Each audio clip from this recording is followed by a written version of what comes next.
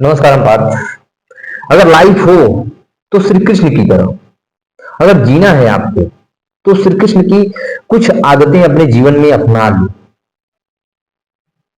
इस पुरुष के जीवन में जन्म से लेकर के पूरे मृत्यु तक संघर्ष ही संघर्ष है।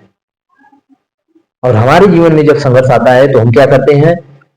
सर पे हाथ रख देते हैं, तड़बड़ा जाते हैं।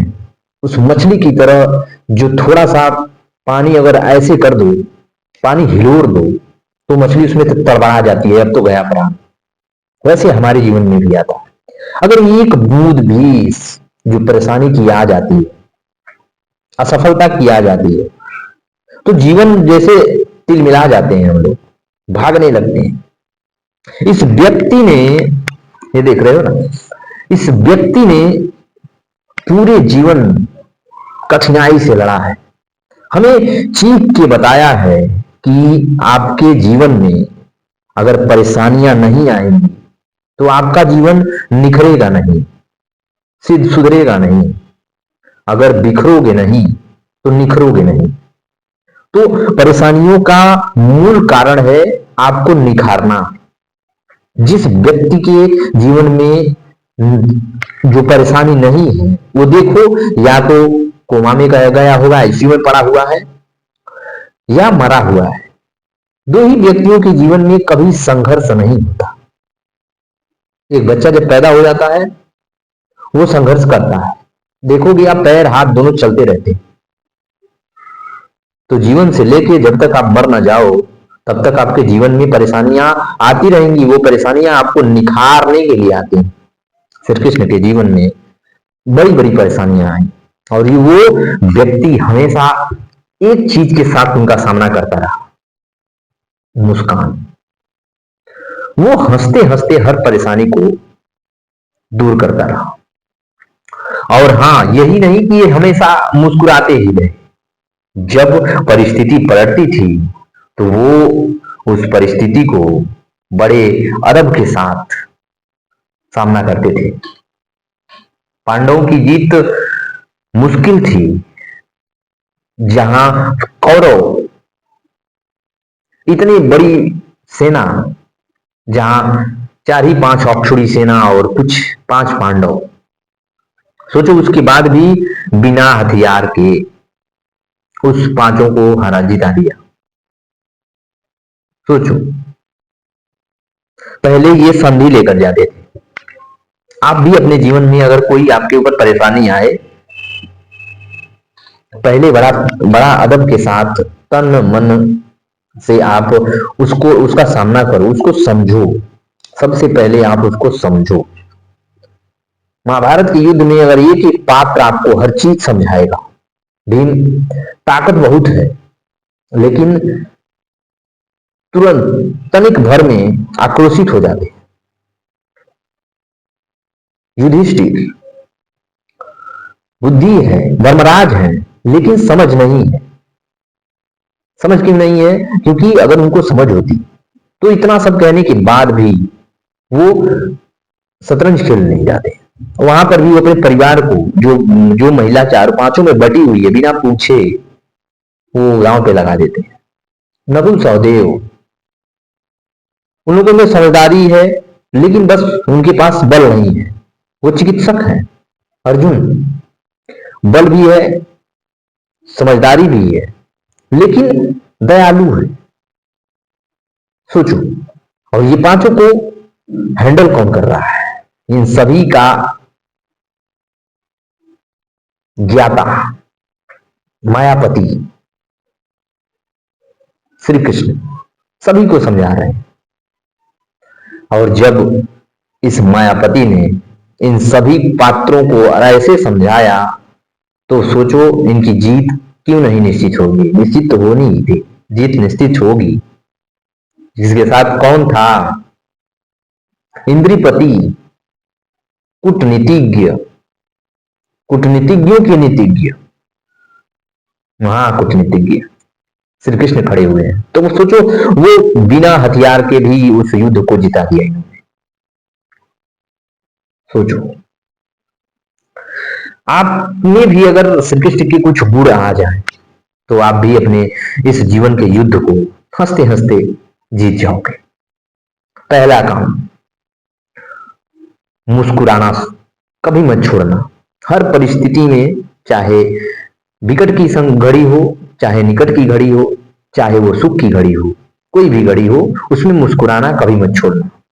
अगर आपके सामने कोई 2 बजे रात को उठा दे तभी भी मुस्कुराना। ऐसी बात तो ये होती है जब कोई सो के उठता है तो चिड़चिड़ापन होता है, या तो दुखी होगा, या तो टेंशन में होगा, नींद नहीं पूरी हुई होगी, वो ऐसे रहता है।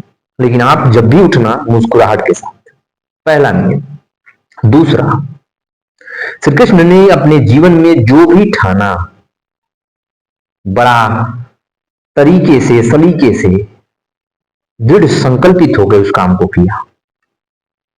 मामा को मारना था, किसी को भी, वो अपने जीवन में जिसको भी मारना था, जो भी काम उनको करना था, वो छोड़ा बिना मोह माया के। टाइम आया तो उन्होंने मथुरा को छोड़ा, द्वापर गए।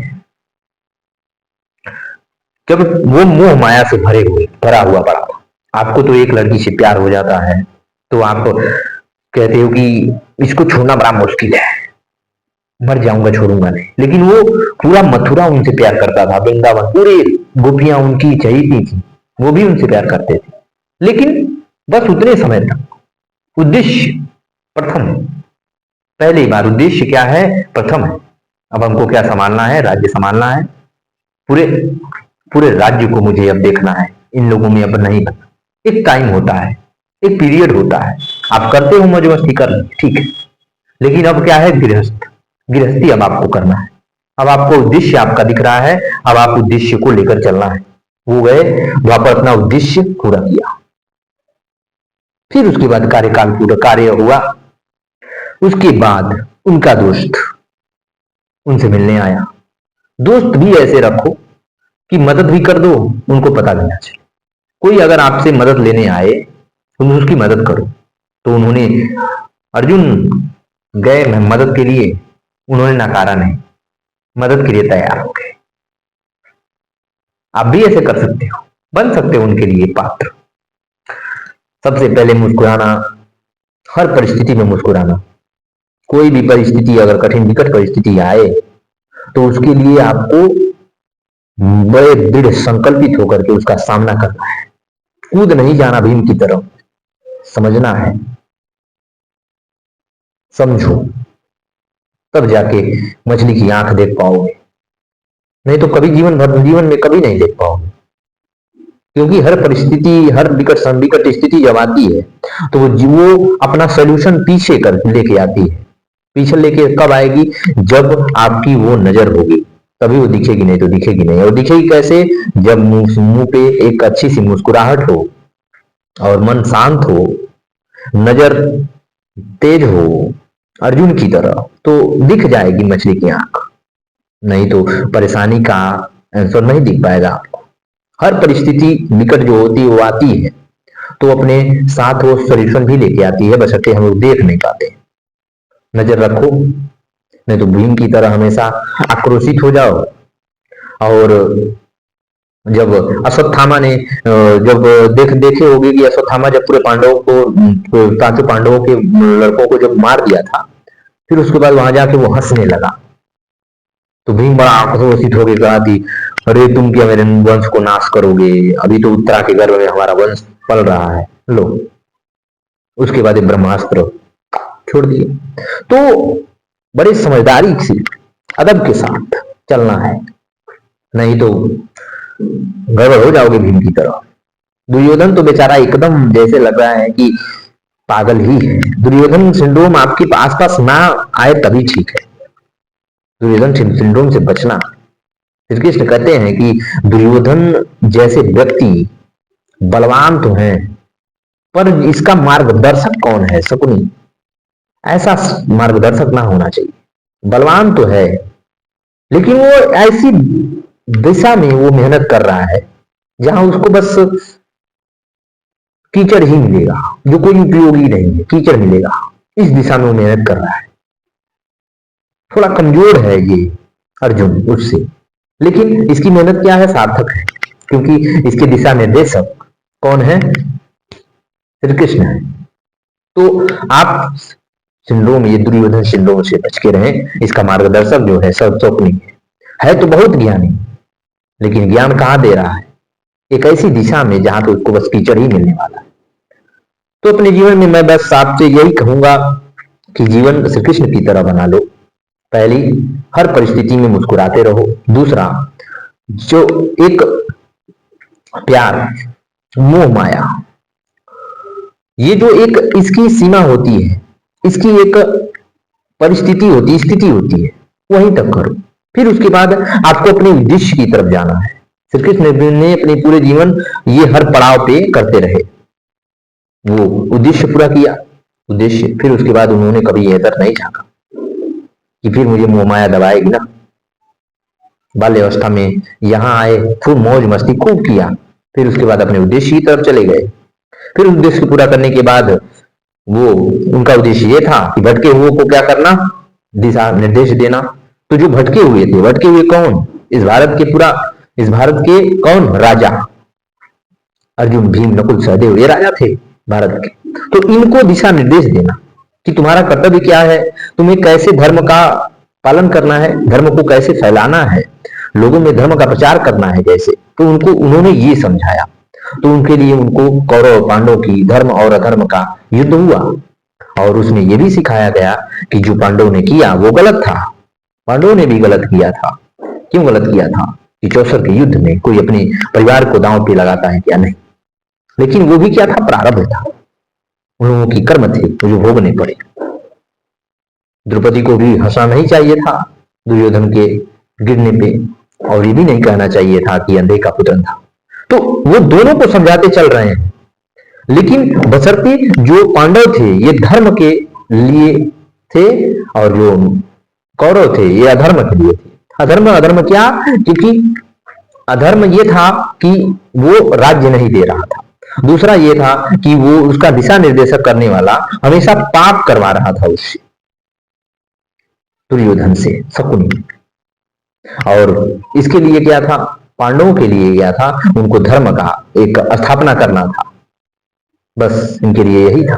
तो वो देखो क्या कर गए, पहले उन्होंने मुस्कुराना है आपको। दूसरा, वही निश्चित समय, वही समय है जो आपको मौज मस्ती करना है। फिर उसके बाद क्या, तीसरा, अपने उद्देश्य की तरफ आ जाना है। चौथा, कि जब आपका उद्देश्य पूरा हो जाए तब आपको क्या आना है, भटके हुए को क्या करना है, समझाना है, दिशा निर्देशन करना है, सही रास्ता उनको दिखाना है। और जब ये सब हो जाए तो फिर उसके बाद आपको महापरिनिर्वाण, मोक्ष की तरफ चले जाना है। जैसे ये चले गए थे वैसे आपको भी जाना है। ये श्री कृष्ण की बहुत ही अद्भुत जीवन है जो मैं आपको समझाने की कोशिश किया हूं। शायद आपको समझ आई होगी मोटी मोटी बातें। इतनी सी वीडियो में मैं आपको बहुत कुछ समझाने की कोशिश कर रहा हूं, लेकिन आप उतने समझदार हो, आप समझ जाओगे। मुस्कुराना कभी मत छोड़ना, अपने जीवन में हमेशा मुस्कुराते रहना, अपने उद्देश्य को प्रथम रखना, मोह माया से दूर रखना, दूर रहना। उद्देश्य पहले, जो आपकी उद्देश्य जो है आपका वो पहला रखना, उसको मोह माया को दूर रखना। जब उनका आपका उद्देश्य पूरा हो जाए तो आप भटके हुए को रास्ता दे देना। फिर उसके बाद जब आपका ये सब पूरा हो जाए तो आप मोक्ष की तरफ जा सकते हो। बस मुझे बस इतना कहना था। परिस्थितियां आती आएंगी, विकट से विकट परिस्थिति आएंगी, उसको संभालने के लिए बस आपको अपने मन को क्या करना है, शांत रखना है। जैसे ही आप शांत होते हो, जो विकट परिस्थिति होती है उसका निवारण आपको दिख जाता है, और आप उसका सलूशन, उसका निवारण कर लेते हो, और वही परिस्थिति आपको अच्छा अवसर के रूप में आपको दिखने लगती है और आप कर जाते हो। मुझे लगता है कि आपको ये वीडियो अच्छी लगी होगी, और ये वीडियो से आप कुछ सीखे होंगे कृष्ण की जीवन के बारे में। अपने ध्यान रखना, ख्याल रखना। नमस्कार, भारत। हरे कृष्णा।